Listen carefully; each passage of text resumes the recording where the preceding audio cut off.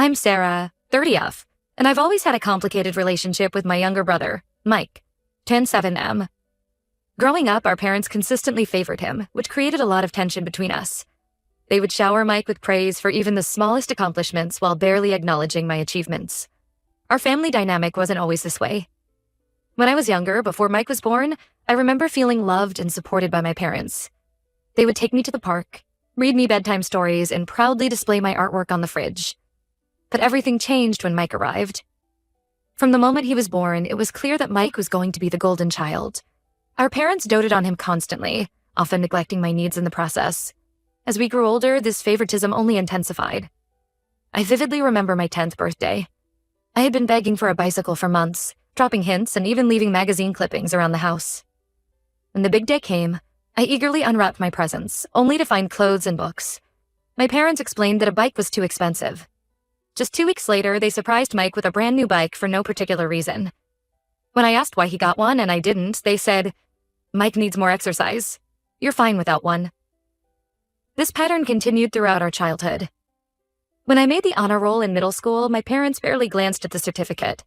But when Mike got a B+ on a single test, they took the whole family out for a celebratory dinner. The disparity in how we were treated became even more apparent as we entered our teenage years. When I was 16, I got my first part-time job at a local bookstore. I was thrilled to finally have my own source of income and started saving for college. However, my excitement was short-lived. Mike, then 13, complained to our parents that it wasn't fair that I had spending money while he didn't. Instead of encouraging him to wait until he was old enough to get his own job, our parents made an outrageous demand. They insisted that I give Mike half of my earnings each month. I was shocked and tried to protest, but they threatened to make me quit the job if I didn't comply. Reluctantly, I agreed, watching half of my hard-earned money go to my brother, who spent it frivolously on video games and junk food. This incident set a precedent for Mike to feel entitled to my things. Throughout high school, he would regularly borrow my belongings without asking. Clothes, electronics, even my car once I got my license. If I dared to complain, our parents would lecture me about the importance of sharing with my brother. They never seemed to consider that Mike should learn to respect other people's property. Despite the constant favoritism, I worked hard in school, hoping that academic success might finally earn me some recognition from my parents. When I got accepted to my dream college with a partial scholarship, I was over the moon. I rushed home to share the news, envisioning a proud reaction from my parents. Instead, they gave a lukewarm response saying, "That's nice, honey," before quickly changing the subject to Mike's latest football game. In contrast, when Mike got into a local community college a few years later, our parents threw him a lavish party. They invited the entire extended family, ordered catering, and even hired a live band. As I watched them celebrate Mike's mediocre achievement, I couldn't help but feel a mix of hurt and resentment. The final straw came during my sophomore year of college. I had been saving up for months to buy a high-quality camera for my photography class. Photography had become my passion, a creative outlet that helped me cope with the stress of my family situation. I had researched extensively and finally found the perfect camera that fit my budget. I came home for winter break, excited to finally make my purchase. But when I went to get my savings, I discovered that a significant amount was missing. I soon found out that Mike had taken the money without permission to buy a new gaming console. When I confronted him, he shrugged it off, saying I could just save up again. Our parents refused to make him return the console or pay me back, dismissing my distress with the casual, "You should have hidden your money better." This incident was the breaking point for me. I realized that no matter what I did, I would never be a priority in my family. After that, I distanced myself as much as possible. I took on extra jobs to support myself through college, rarely coming home for visits. When I did, Mike would make snide comments about how I thought I was too good for the family now. Our parents never corrected his behavior, often joining in with comments about how I had changed and become cold towards them. Despite the emotional toll, I managed to graduate with honors and secure a good job in marketing. It was at my new job that I met Jake, 32NM, who would become my rock and biggest supporter.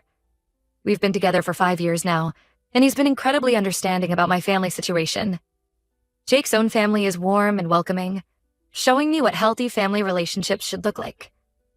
6 months ago, Jake proposed during a surprise weekend getaway. It was a magical moment, and I was thrilled to start planning our future together. However, the joy of our engagement was quickly overshadowed by the dread of dealing with my family during the wedding planning process. After much discussion and soul-searching, I decided not to invite Mike or my parents to the wedding. I want our special day to be filled with love and positivity, not overshadowed by the negativity and resentment that has characterized my relationship with my family. Last week, my mom called me in tears, demanding to know why they hadn't received wedding invitations yet. I took a deep breath and explained that given our history, I didn't feel comfortable having them at the wedding. She accused me of being selfish and trying to punish them, completely dismissing my feelings as usual. My dad then got on the phone, saying I was breaking Mike's heart by excluding him from such an important day. Apparently, Mike had been telling everyone he was going to be my best man, despite the fact that we've barely spoken in years. The audacity of his assumption left me speechless. I stood my ground and told them my decision was final. This led to Mike blowing up my phone with angry texts, calling me every name in the book. He accused me of being jealous of him and trying to make myself feel important. It was as if he had completely rewritten our childhood in his mind, casting himself as the victim. My parents are now threatening to cut me out of their will if I don't invite them all to the wedding. This threat might have worked years ago, but I've long since stopped expecting or wanting anything from them. Jake fully supports my decision, understanding how toxic my family dynamic is. He's offered to handle any further communication with them to shield me from their manipulation tactics. Some of my friends, however, have suggested that I should just invite them to keep the peace. They argue that I might regret it if I don't have my family at my wedding. Their words have planted a seed of doubt in my mind. Am I being too harsh? Should I give them one last chance? But then I remember all the hurt and disappointment, and I'm reminded of why I made this decision in the first place. I know this post is long, but I felt it was important to provide context for why I'm making this choice. So, Reddit? AETA for refusing to have my brother and parents at my wedding? Update 1. Thank you all for the overwhelming support on my original post. Your comments and messages have been a source of strength during this difficult time. I wanted to provide an update on the situation, as there have been several developments over the past couple of weeks. After discussing things further with Jake, I decided to stand firm in my decision not to invite Mike or my parents to the wedding. However, Jake suggested that meeting with them in person to explain my reasoning might provide some closure for all of us. Although I was hesitant, I agreed it was worth a try. We arranged to meet at a neutral location, a quiet cafe in a neighboring town. I arrived with Jake, feeling a mix of anxiety and determination. My parents and Mike were already there, my mom's eyes red from crying and my dad wearing his signature disapproving frown. Mike, surprisingly, looked more subdued than I expected. As soon as we sat down, my mom launched into a tearful monologue about family loyalty and how I was tearing everyone apart. My dad interjected with comments about how ungrateful I was being. I let them speak, taking deep breaths to stay calm. When they finally ran out of steam, I calmly explained my position. I brought up specific instances of how they had hurt me over the years, including the camera incident and the constant favoritism. I told them that while I cared about them, I didn't feel we had the kind of relationship that warranted them being at my wedding. To my shock, Mike spoke up. In a quiet voice, he admitted that he had intentionally broken my camera back in college. He confessed that he had always felt insecure about my academic success and resented that I was leaving him behind by going to college. He said he wanted to bring me down a peg, to make himself feel better. The table fell silent after this revelation. Our parents seemed stunned, as if they were seeing our dynamic clearly for the first time. My mom tried to smooth things over, saying, "Well, that was a long time ago. We should let bygones be bygones." But I wasn't having it.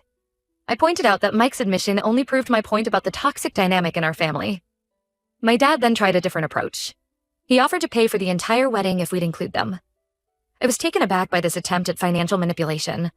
I declined, explaining that it wasn't about money, but about surrounding ourselves with people who genuinely support us. This seemed to really upset Mike. He started ranting about how I've always thought I was better than the family, and that I was going to regret pushing them away. It was as if all his earlier remorse had evaporated, replaced by the familiar anger and resentment. At that point, Jake, who had been quietly supportive throughout the conversation, suggested it was time for us to leave. As we were getting up, my mom grabbed my arm, tearfully asking if this meant I was cutting them out of my life forever. I told her honestly that I didn't know, but that I needed space to heal and figure things out. In the days following this meeting, my phone has been constantly buzzing with messages from extended family members. It seems that Mike and my parents have been spinning their own version of events, telling everyone that I'm having a mental breakdown and trying to destroy the family. My aunt even called, suggesting I postpone the wedding until I come to my senses. The constant barrage of messages and calls has been emotionally draining. I found myself second-guessing my decision at times, wondering if I'm overreacting. but then I remember the years of hurt and dismissal, and I know I'm doing the right thing for myself. Jake has been my rock through all of this. Seeing how my family treated me at the meeting only reinforced his support of my decision. He suggested we take a weekend trip to get away from all the drama and focus on our relationship. We ended up driving to a quaint little beach town a few hours away. During our trip, we spent time walking on the beach, trying local restaurants, and just enjoying each other's company without the cloud of family drama hanging over us. One evening, as we watched the sunset, Jake told me how proud he was of me for standing up for myself. He reminded me that we're creating our own family now, one built on mutual respect and love. This getaway was exactly what I needed to reaffirm my decision and refocus on the exciting future ahead of us. We even started discussing the possibility of moving to a new city after the wedding for a fresh start, away from the constant reminder of my family's toxicity. When we returned home, I made the difficult decision to block my family's numbers and social media accounts. It felt extreme, but I realized I needed to protect my peace of mind as we approached the wedding. We've also taken some practical steps to ensure our wedding day goes smoothly. We've hired security for the venue in case any uninvited guests try to show up. We've also password protected all our vendor accounts so no one can make changes to our plans. It's sad that we have to take these precautions, but I want to be prepared for anything. As the wedding draws closer, I'm trying to focus on the positive aspects.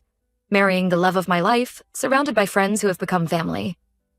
Yes, there's still a lingering sadness about the situation with my biological family.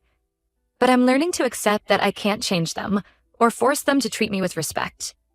All I can do is move forward and create the life and family I deserve. Thank you again for all your support. It means more than you know to have people validate my feelings after years of being gaslit by my family. I'll post another update after the wedding to let you all know how it goes. Update 2. It's been about a month since my last update, and I wanted to share some developments in the situation with my family and our wedding plans. First, the good news. Jake and I have finalized most of the details for our wedding, and we're both getting excited.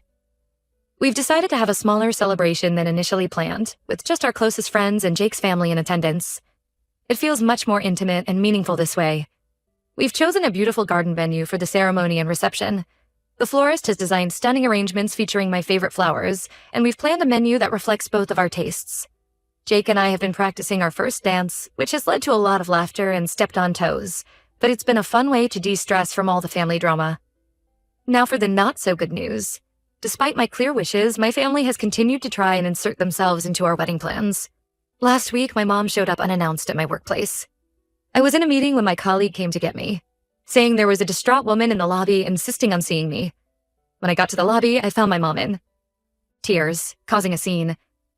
She was crying and begging me to reconsider, saying she had already bought a dress for the wedding and couldn't bear the thought of not seeing her baby girl walk down the aisle. She had brought photo albums of my childhood, as if seeing pictures of happier times would change my mind.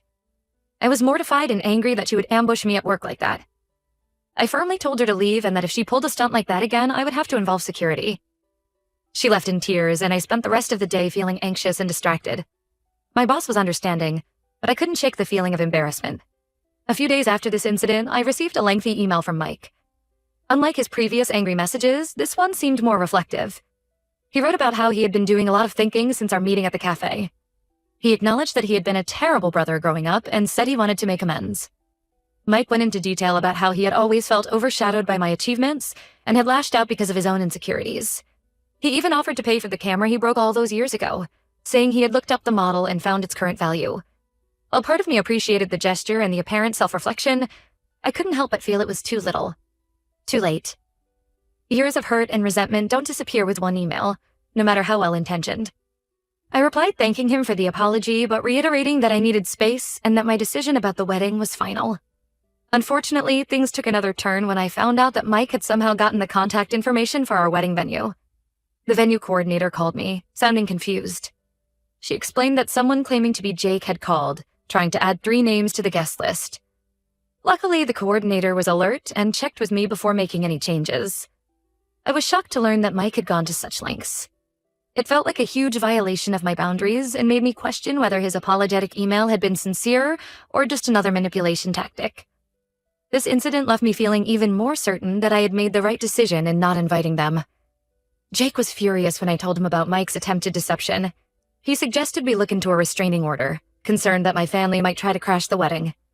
We're considering our options, but I'm hesitant to escalate things legally if we don't have to. The idea of taking legal action against my own family, no matter how justified, feels like a huge step.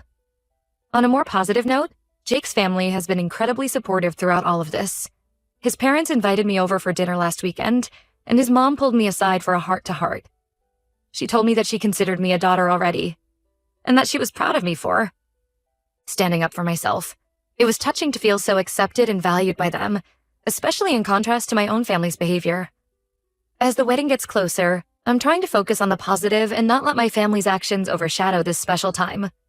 Jake and I have started premarital counseling, which has been really helpful in processing everything that's happened and strengthening our communication.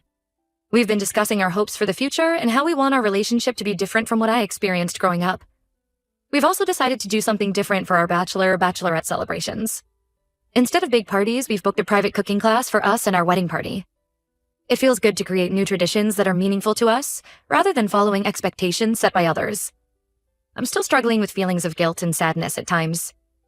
There are moments when I catch myself daydreaming about a reconciliation, imagining my dad walking me down the aisle or sharing a dance with my mom at the reception. But then I remind myself of the reality of our relationship and why I made this decision in the first place. Despite the ongoing drama, I'm feeling more confident in my choices. The support from Jake, his family, and our friends has been invaluable. It's shown me what genuine love and support look like, reinforcing that I'm making the right decision for my future. As we enter the final weeks before the wedding, I'm trying to stay focused on the joy of marrying Jake and starting our life together. We've planned a small honeymoon getaway to a nearby beach resort, which I'm really looking forward to. It'll be nice to have some quiet time together after all the stress and excitement of the wedding. Thank you all for your continued support and advice. It's been a challenging journey, but I'm looking forward to starting this new chapter of my life with Jake. Update 3. It's been a whirlwind few weeks since my last update, and I wanted to share the latest developments with you all. The wedding day finally arrived, and despite all the drama leading up to it, it was absolutely perfect. Jake and I exchanged vows in a beautiful outdoor ceremony surrounded by our closest friends and his loving family. The weather was gorgeous, the food was delicious, and the dance floor was packed all night. One of the most touching moments came during the reception when Jake's sister gave a speech. She talked about how she'd always wanted a sister, and how thrilled she was to finally have one in me. It brought tears to my eyes and really drove home how fortunate I am to be joining such a warm, supportive family. As for my own family, they did try one last attempt to force their way into the wedding. About an hour before the ceremony was set to begin, my parents and Mike showed up at the venue. They were all dressed up and insisted they were there to support me, despite not being invited. I was getting my hair done when one of my bridesmaids came in, looking flustered. She quietly informed me that my family was outside, arguing with the security team. For a moment, I felt a mix of anger and sadness wash over me. But then I looked at myself in the mirror, in my wedding dress, and I knew I couldn't let them ruin this day. Thankfully, the security team we hired handled the situation swiftly and professionally. They escorted my family off the property without causing a scene or disrupting the preparations. I'm so glad we took the precaution of hiring security, as it allowed me to relax and enjoy my day without worrying about potential drama. The ceremony itself was beautiful. Walking down the aisle towards Jake, seeing his face light up as he saw me, I knew without a doubt that I had made the right decision. We wrote our own vows, and there wasn't a dry eye in the house when we finished. Jake's parents were beaming with pride, and I felt more loved and supported than I ever had before. The reception was a joyous celebration. We danced, laughed, and made memories that will last a lifetime. Jake surprised me with a song he had written for me, performing it with his college band. It was a moment of pure happiness that I'll cherish forever. In the weeks since the wedding, I've received a few messages from extended family members who attended. Most have been supportive, saying they understood my decision after seeing how happy I was on my wedding day. A few expressed disappointment that my immediate family wasn't there, but respected that it was my choice to make. Mike sent another email, this time apologizing for trying to crash the wedding. He said seeing the security team turn them away made him realize how serious I was about maintaining boundaries. He mentioned he's starting therapy to work on his issues, which I hope is true for his sake. As for my parents, I haven't heard from them directly since the failed wedding crash attempt. My aunt told me they're heartbroken, but trying to respect my wishes for space. Part of me feels guilty, but a larger part feels relieved to have this chapter closed. Jake and I are leaving for our honeymoon tomorrow, 2 weeks in Greece that we've been looking forward to for months. We're both excited to relax, explore, and start our married life together without any family drama hanging over our heads. Looking back on this whole experience, I'm proud of myself for standing firm in my decisions despite the pressure and guilt trips. It wasn't easy, but I know I did what was best for my mental health and my relationship with Jake. Thank you all again for your support and advice throughout this journey. It's meant the world to have this community to turn to during such a challenging time. I'm looking forward to this new chapter of my life and feeling optimistic about the future for the first time in a long while.